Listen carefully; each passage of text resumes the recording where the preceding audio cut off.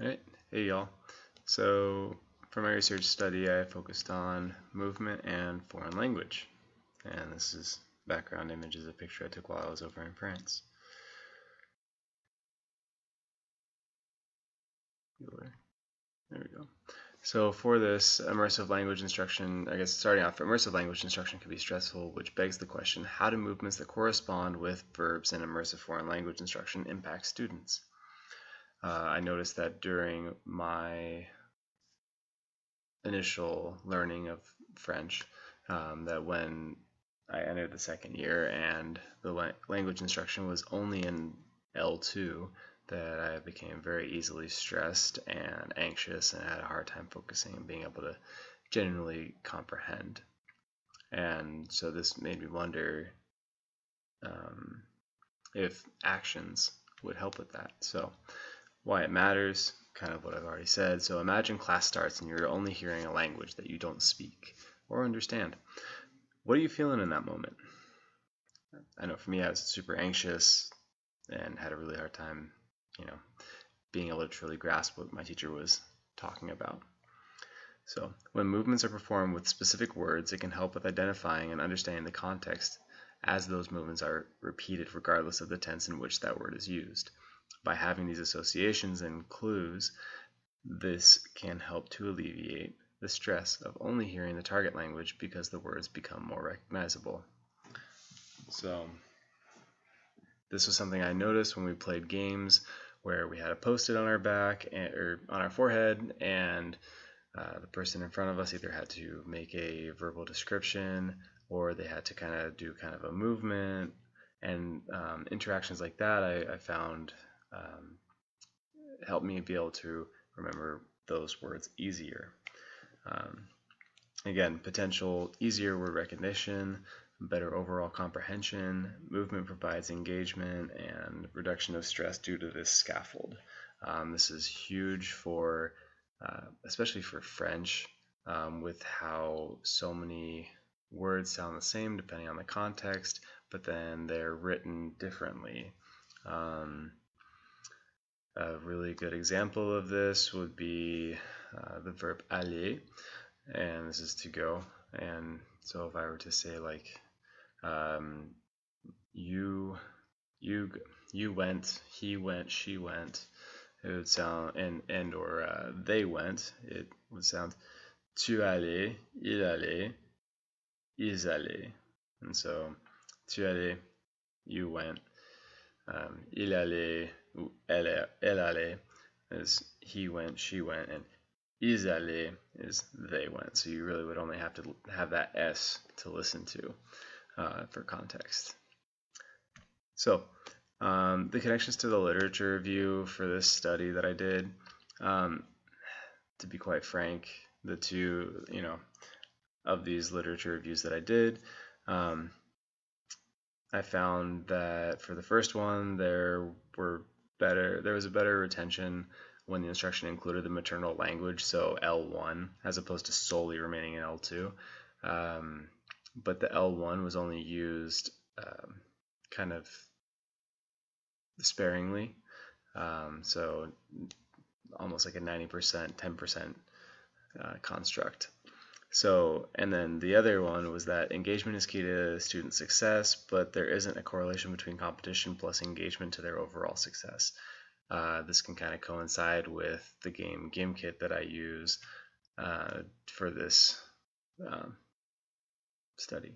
So, because I was hoping that the competition factor would correlate to the student's overall success.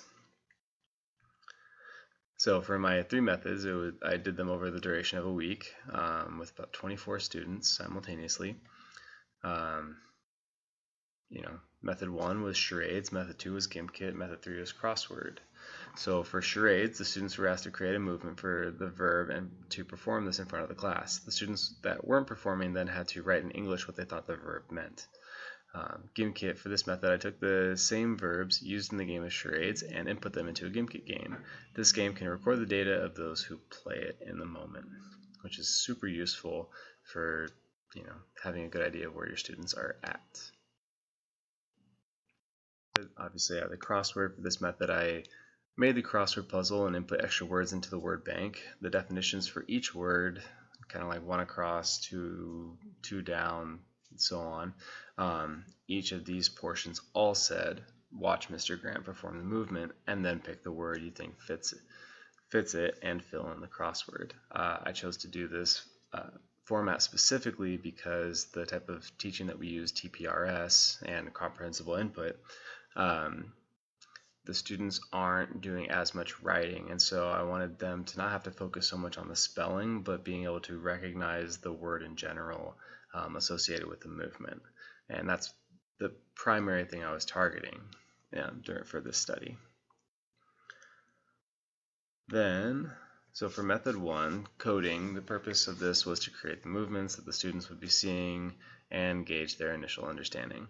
The blue that you see in on this graph represents the amount of correct answer, or the number of correct student answers, and then red obviously represents the opposite. Yellow represents students that were absent, and in the case of faire du shopping, so it's a bit difficult based on the things, how the charades game was going, that I more or less made that call to just drop that, but I needed to have that there because that's valuable data for me, because it shows, it kind of counters my idea of making that correlation. Obviously that one needed a prop, and I was trying to avoid having the students use props for these, so that's why that one really struggled. And then faire du vélo, where you would need like a bike or something like that, it struggled as well.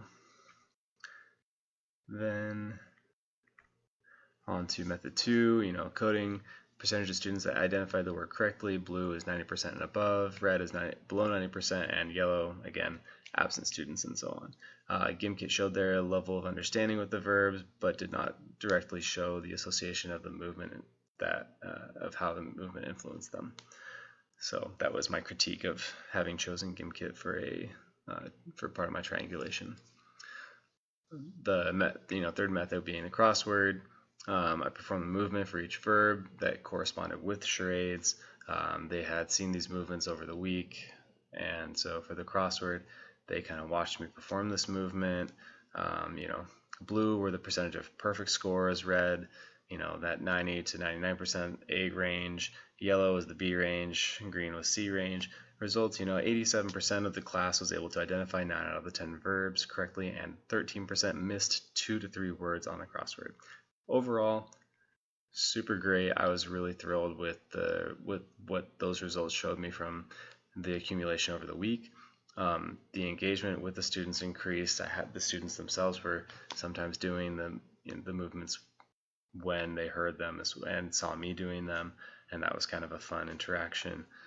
And I feel like that definitely increase their engagement. Having their engagement is huge, especially in the style of instruction of comprehensible input. It's it's key. It's a key element of that style of instruction. Implications and further discussion. Some of the implications were, if the students aren't watching you for this kind of instruction where you are doing these movements and such, they'll miss it completely. They might see their peers doing it, but it just depends on the layout of the classroom. Then again, if the movement is too difficult, it can be easily misunderstood. And I saw this with biking. If the word is difficult to portray, like faire du shopping, it's do shopping. It can be easily misunderstood as well. So obviously those need some fine tuning. For further discussions, like what alterations would be necessary for those more complex terms and movements, and also how does the pace of the class influence the student's ability to maintain, focusing on the teacher during instruction. All in all, this study showed me that movements can really help their understanding during full L2 immersive language instruction. And yeah, I was really pleased with these results. Thank you for listening to my presentation.